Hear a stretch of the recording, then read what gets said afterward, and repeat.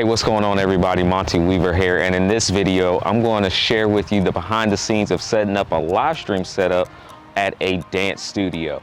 If you're brand new to my channel, my name is Monty Weaver, helping you navigate through digital tech and social media. So I hope you get some value from this video. If you want to see more videos behind the scenes setups, definitely let me know in the comments section below, and also make sure you hit that subscribe button, turn on the bell, that way you get notifications every time I post a new video. Let's go inside MFA Studios.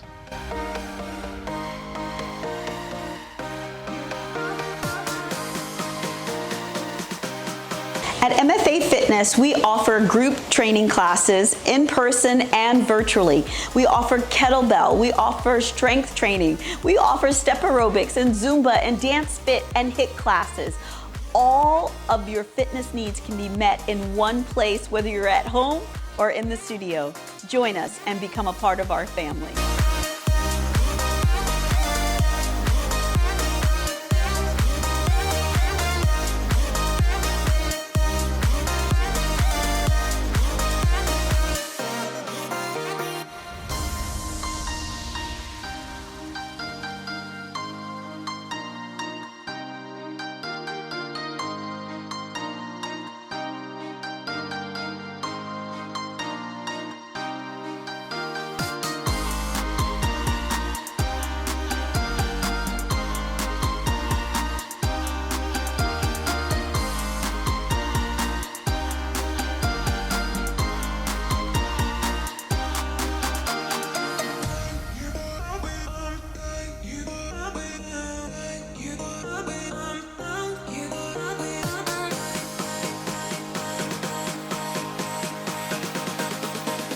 So I just got done wrapping up setting up the equipment.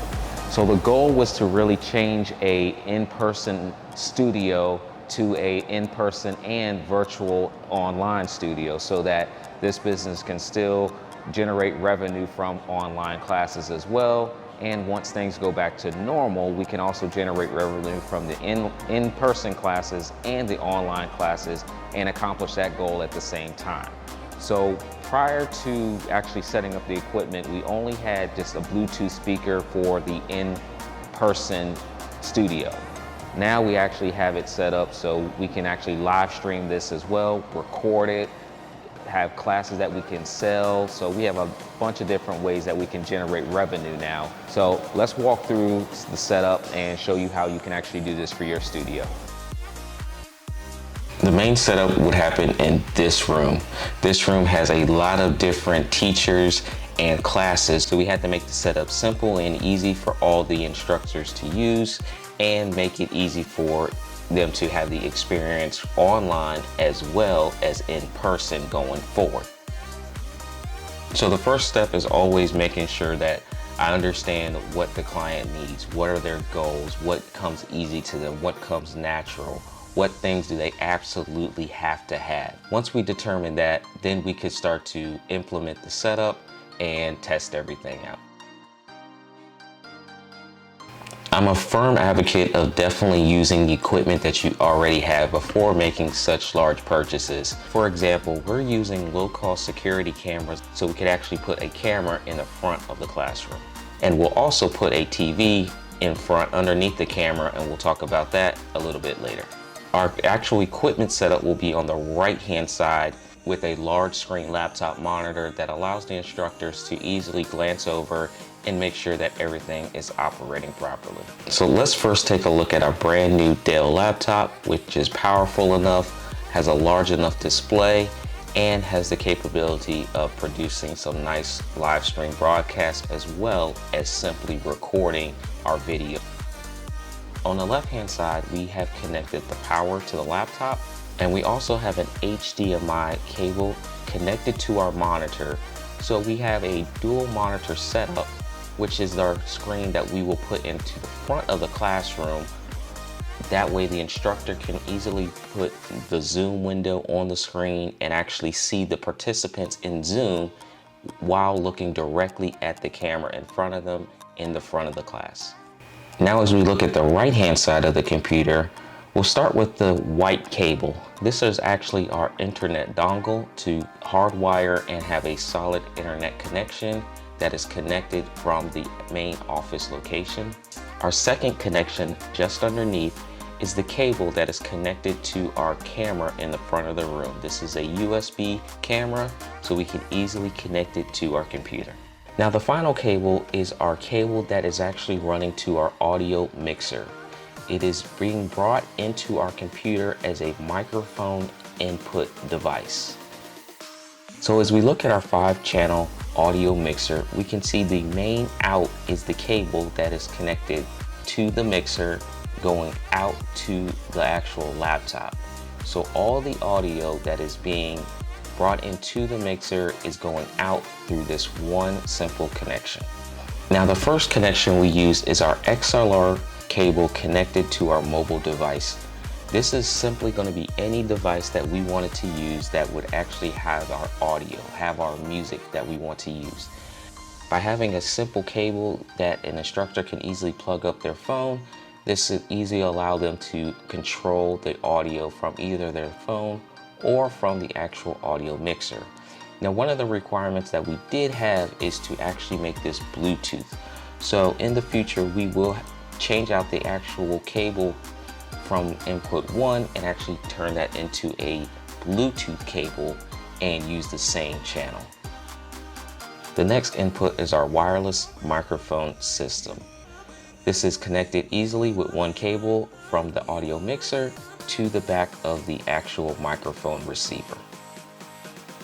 The next input device is a wireless microphone system as well.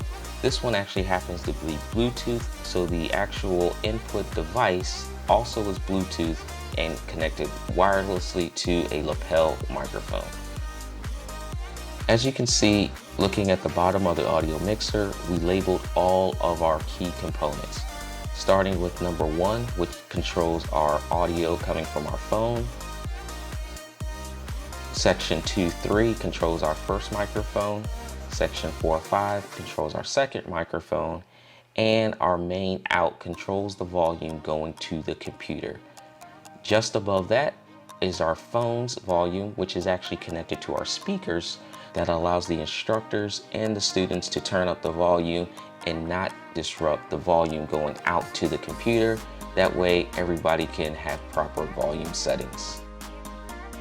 And as you can see, it doesn't take much equipment to be able to produce a live stream broadcast and to record it and also keep the in-person experience and make it simple for everyone to use. With the ability to have both in-person and online classes, you now have a lot of flexibility with live, pre-recorded live, courses, on-demand videos, and much more. And then of course, simple training on how to use platforms like Open Broadcaster software allow you to easily produce quality broadcasts with lower thirds, multiple camera angles, and makes the viewer experience awesome. If you have multiple members on staff that will be using the equipment, you definitely want to make sure that you label all your components, take great notes, and make sure you take the time to educate them on how things work. You also want to make sure that everything is simple and easy so they can actually focus on the things that they need to focus on. All right, so we just got finished setting up everything at MFA Studio. We're now able to take a business that was just reliant on in-person dancing, in-person business, and now make it both in-person and online and virtual. So right now, we're definitely going to focus more on the virtual side, having MFA Studios increase their membership online for children, for adults, watching yoga, dance classes, fitness classes. So we've literally created another stream of revenue just by installing some new computer gear, some new audio gear, and of course a little bit of teaching to instruct the instructors on how to actually use it and make it easy. So if you got some value from this video, make sure you hit the subscribe button. That way you can continue to see some updates that we do with MFA Studios, how they're using it, how they're increasing revenue, and also some tips and suggestions that you can take away to help you with your setup. My name is Monty Weaver, and I look forward to seeing you on the next video.